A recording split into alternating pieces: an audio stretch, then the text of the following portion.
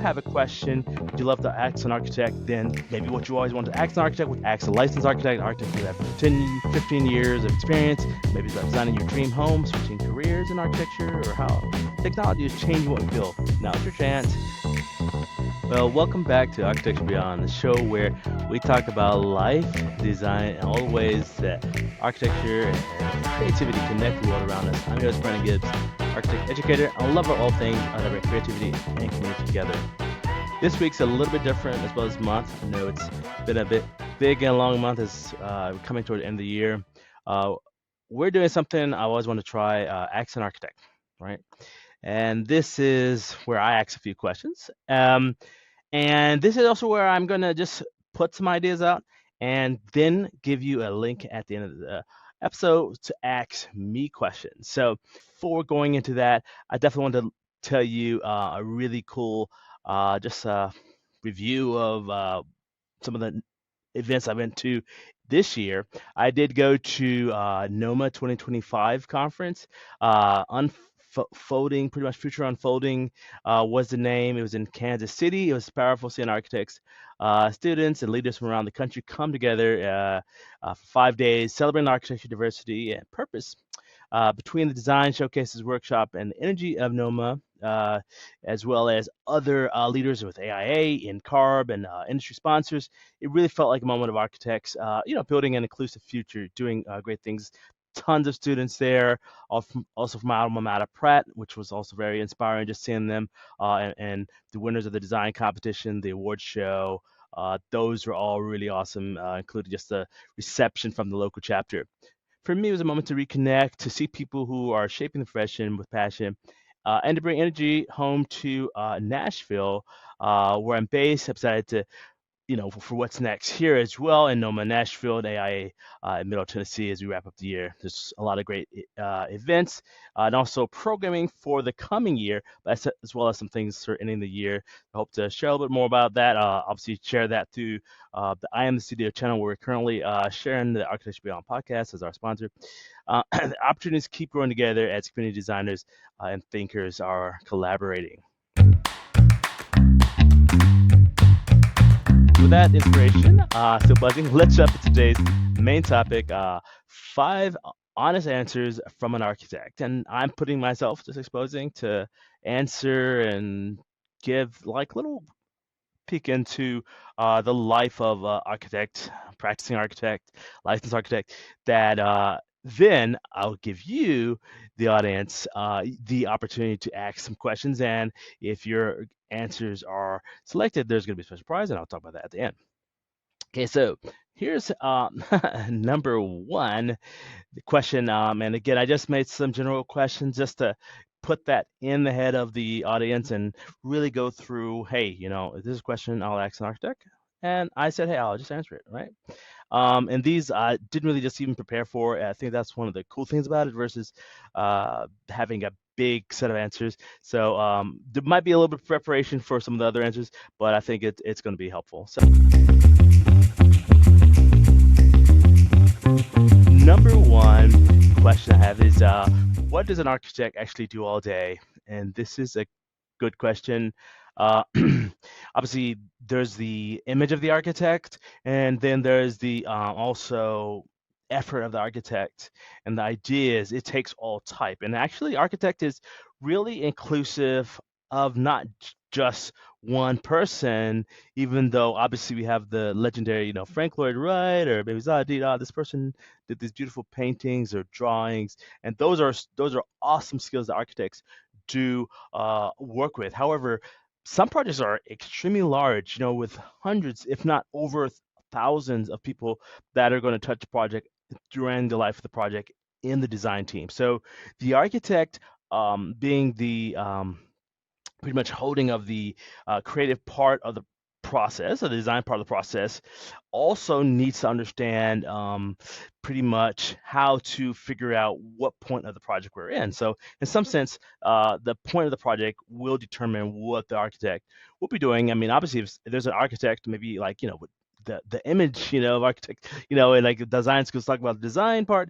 Like if someone wants to stay in design part, they will definitely have to be handing that that architecture project over, or even receiving it from someone who has first done the first thing, talk with a client, and that typically is called business development. And the idea is like, if you're in a smaller firm, which I've been most of my life, the idea is we're actually doing quite a lot of hats of business development, bringing in, meeting clients, asking questions about what they're trying to accomplish, whether it's a new build or a renovation, and then us getting the opportunity to ideate some solutions.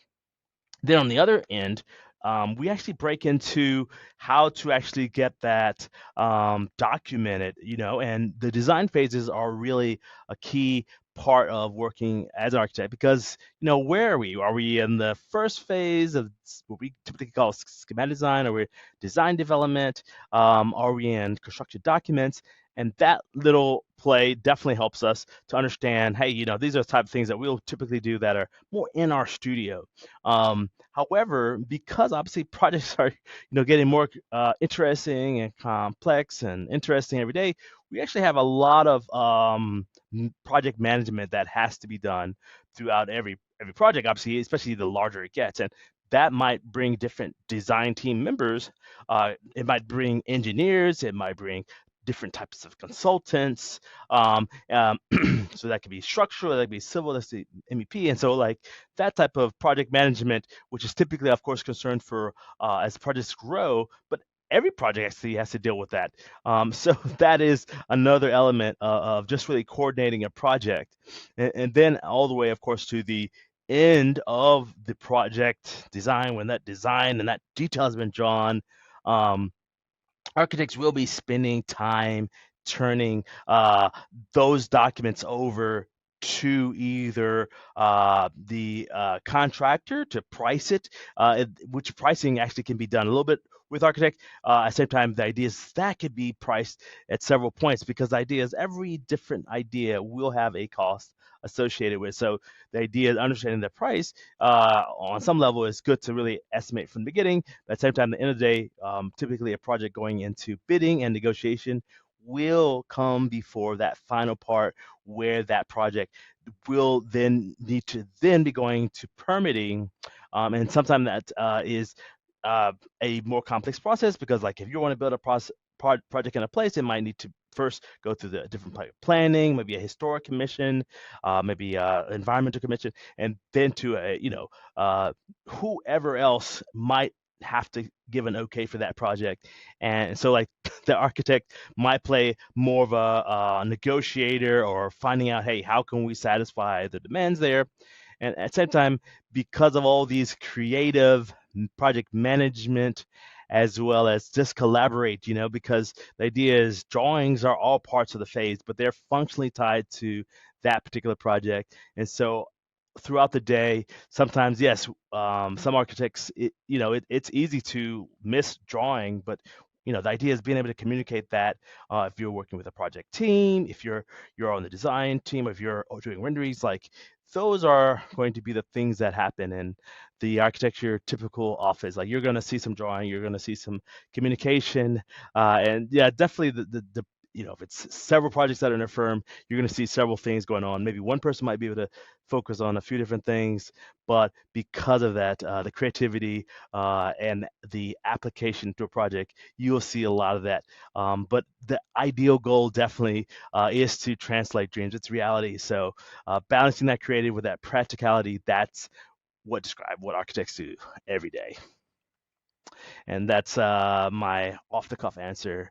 So I hope that, hey, was that a good one? Do you have your thoughts on that? I'd love to hear it, as also just part of the question and from that link at the end of the video. So hope to have you go ahead and give that insight.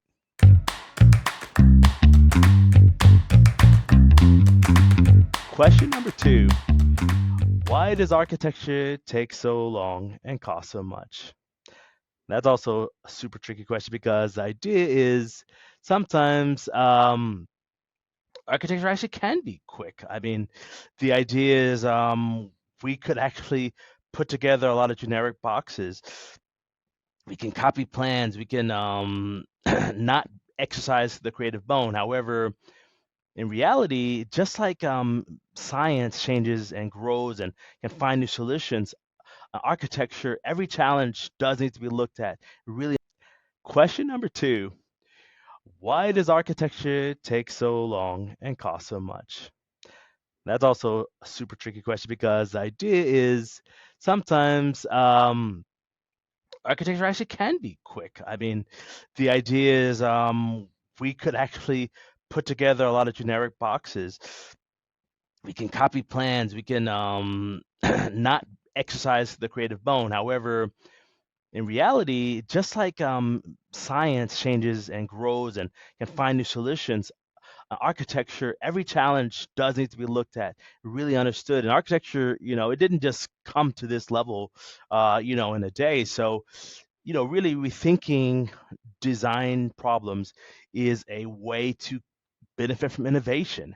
And so even if you've seen something, hey, I want that, which is sometimes helpful to get that reference image, as like in the episode I had about style, the idea is we still would like to rethink something so we can actually solve the problems uniquely because you might have a four bedroom house, wanting a particular type of dimension, or your site might be just like your neighbor, but the implications of, hey, do you really want this? um, Getting the ideas really out of your head as either the ownership, and also researching the site, talking to the authorities, having jurisdiction, those type of things. And in terms of the cost, that that is going to be definitely something that skilled architects, we will put within our fees. So we'll understand, hey, look, that sometimes the schematic part will take a little bit longer because you're figuring out problems and you want to solve them well. You don't just want to assume, you want to actually solve the problem well. And so that's why that schematic design takes a longer time. And the idea is design development is where we start to get a clear idea of what projects are, and that's why that actually is a little bit quicker. Also, that's when we can, hey, look, we're solving the problem. Let's get engineers involved. They get mechanical, they get structural. Uh, let's get electrical and plumbing and or civil. And the idea is understanding that will then help us navigate down to a construction documents where we do detail and figure things out. But also, hey, if the project would cost too much, we get to skim it down to what it can be to be more efficient. So the idea is it does not have to it doesn't have to be the longest drawn out solution, in terms of, hey, do you want to reinvent the wheel? But the idea is every problem should be looked at uniquely. I don't exactly agree with copying plans. I think, like even spec plans, I have like there's a love-hate relationship in terms of how, efficient something could be, because every time, you should really figure it out uniquely because there might be something unique. And even when every person is finding what is needed in a home or a design or a symphony, a stadium, even, like, it needs to have its own unique process and ideas. That is something that needs to be budgeted.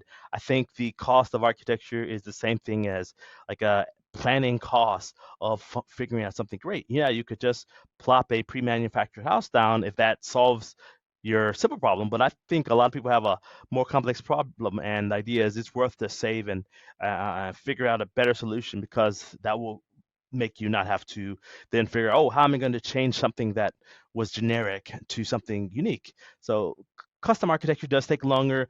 There is things like spec homes, and there are simpler solutions. However, same time, if you have the ability to get something more custom and figure out better solutions, then that would be put into the price structure. I think there are architects of all different sizes and types that can help with those type of problems. And I love also custom design, and I think the benefit it is, it really approaches really solving and giving people the most of architecture. So that's something that I do love. And the idea is it is worth it at the end when you see like award-winning work, like also me being in several award-winning projects with several firms, talented firms. It is part of the nature of us to achieve and aspire for the best, and that really is why.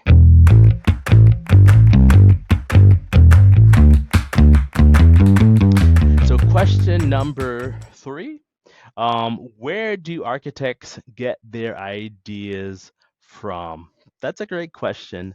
Um, if you are going to be a farmer, you know that your fruits, your crops are going to come from planting in a field. And I like to think that art and creativity work in a similar type of way where you are a farmer of ideas, because the idea is like, you just coming up with something without any refinement is like finding oil that's crude oil. So you do have to refine an idea and make it to its maximum potential. You have to test it, sculpt it down to its better elements. Those things, those efforts will cause a better result in the end, and I think it's worth it. And that's one thing that I would hope that more professionals in all efforts do, especially now where we have a prevalence of AI. The idea is, if AI is actually not giving the solution most of the time it gives you something to react off of.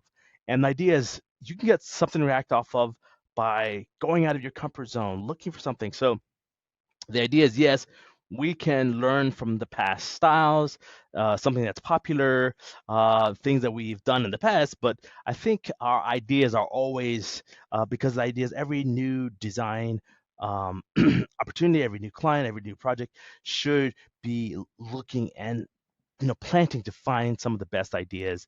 And so I think we can get our ideas from anywhere for sure, but the idea is we want to refine those ideas, and the ideas, architects do plan from several sources, and so that's also one of the beauties of innovation in our industry. So that's a great question.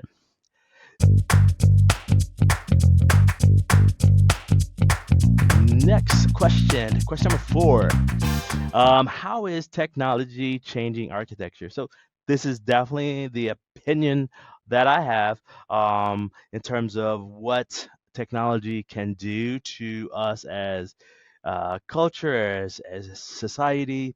And we have a very mixed set of cultures nowadays, that the global world is upon us. However, technology is something that we're actually sharing at a rapid rate, and so I think that the beauty of architecture is not exactly changing, because you will actually go into a beautifully designed, Roman, architecture, Roman designed church, or you'll go into a modern design that has a sensitivity of materials and how they connect, and you will still want something that connects with your soul in some sense. So in some sense, the ability to produce that more, or have more innovative materials, or have a innovative screen, it doesn't change the general desires that actually architecture connects to on a human level. And so technology, in terms of it, is changing how some of architecture can be produced, because, like, the drawing is something that architects are known for. So it is nice to see how we are connecting that with solving certain problems. However, I think, even in terms of, hey, we're using maybe architecture rendering software that uses AI. However, I definitely know that the architect's touch is not just the pressing a button and letting the product, but it's actually molding and refining like a sculpture. And so the idea is, technology is changing some of the support to what we do, but we've actually always used a form of technology, even if it's just a pencil or a drafting pencil that it writes well, and how we use it. The idea is how we figure out how to maybe map. Even doing hand renderings. The hand renderings are actually, there are ways, there are systems, there are tools that do those, as well as using a computer. Like, the idea is the way you do it. Like, I always think, always be above, find the meta of technology. Don't ever, even if you're using like a particular program, don't get stuck in that program's type. Always bring it. How can we solve this problem? There, how can we solve this problem? And if that solving problem will continuing, then that will actually make both better technology and better architecture. I think that would change in the right direction in terms of what people need. But in terms of how is it changing, I think architecture is actually changing technology a little more than technology changing architecture. But it's great question, great insight.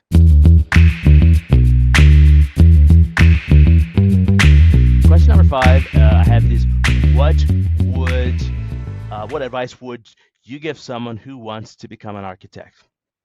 Great question, because obviously I would say to certain creatives, hey, architecture for you, and certain creatives or maybe people like accounting more or another or technology more, hey, maybe architecture might not be for you. I wouldn't ever throw someone out to say, hey, look, this is not for you. I think there are beauties on our industry and there are beauties of other industries. And I think if someone really truly have something inspiring them to tackle the challenges that architecture brings, also can see a little bit of a glimpse into the industry, its rewards, its risk, then they can make that decision if it's for them because it might not be as like architecture school like I in our school I was being told that basically, hey, look, you're going to be doing all-nighters or it's going to be hard to make models and all the drawings and all this work, but if you love it you would stay and work to achieve something, versus hey, look, I'm going to do something very predictable. There's no risk and it's just nothing creative being done. Like I was really into beauty of art. So I would say if you have desired to achieve something creative and you can understand that it might be a way of maneuvering through different um, opportunities. It could be volunteer, it could be internship, it could be different firms, and you also are connected to the industry. I would say that that would show you that you're willing to spend some time to find something that fits what you want. Because yeah, it's like you might finish school at a recession, or need to do some extra school to get a focus you want, to get particular insights. Because I definitely would recommend that no one should definitely get stuck in the industry. And if there's like, yeah, if there's a downturn like that throws a lot of people outside the industry, I think architecture is something that is a gift to the world. It actually used to be like a gentleman's skill to be able to, hey, look, I'll participate in the design of my manor or whatever, and the idea is having a home is or having a place to call your own is very human. And so I think everyone has part of that creative spark, but the idea is when you go also to serve others with it, that definitely is another level. And as you see that, I would say focus on that and find out who you can learn, who's doing something impactful in that. Speak with them, meet them at a conference. If you can learn from them and their school, you can work with them, that will help you find something super special that you can explore and really start to drive something creative that you can leave your mark on. And if you can leave your mark in the industry, which is something I even aim for myself in terms of like I love media, just like with my podcast or making media, so it's like it connects to what I like to do in architecture. If you can do something like that, that is something to aspire for. And I think if you find that with architecture, then push a little bit further. Don't get stuck at what might teach you in books, but what can you explore after the class? What are the questions you have after the class? Like staying after class or staying after a movie, even for like the after segments and the questions, that has always like inspired me. And so that's something that I find very valuable, and I hope that inspires you if you're on your path in architecture or considering art.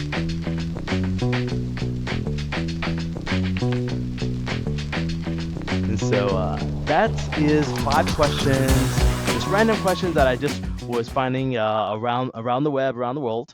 And actually, I'm giving an opportunity to anyone who is interested before we wrap up. If you have a question that you love to ask an architect, then it's maybe what you always want to ask an architect, what you want to ask a licensed architect, architect who have 10 to 15 years of experience, maybe about designing your dream home, switching careers in architecture, or how technology is changing what we build. Now's your chance. Send your questions to the email in the wherever you're downloading this. It's also hello at Iamthestudio is also going to be available always to ask a question, and just put the subject as architecture beyond ask an architect, and the first 10 questions will receive a special year-end prize from Architecture Beyond, and also if you can put your contact in that email as well. And also what you can do is the questions that are going to be chosen are going to have also another special gift. So we'll pick some of the favorite out, and we hope to hear what you have. Again, you'll see the email in the episode information. So thank you for participating, and yeah, definitely give me something that'll give a challenge. It's a great question opportunity. So ask an architect, ask me anything. So that's a wrap up on this Accent Architect sort of primer episode. I hope these 5 questions gave you a window in what architects really do, why it matters, or if you just disliked it, what an architect would have to respond with that. As we close this year, I'm especially grateful for the energy I've seen from NOMA, KC to AIA Tennessee to several different events. I think, again, we're just seeing a lot of great support for architects. Hope if you're an architect, if you're a design or around the industry, you're taking and going to schedule out some of your year to come to be part of those awesome events. If you enjoyed today's episode, share with a friend, and definitely send us your own Ask an Architect again with that question and information in the link so we can take a look and put that for a awesome 2026 episode. So until next time, let's keep looking at spaces around you, because architecture isn't just about building, it's about the people and the lives they build. This has been Brandon Gibbs. I'm your host. I look forward to seeing you in the next episode of Architecture Beyond.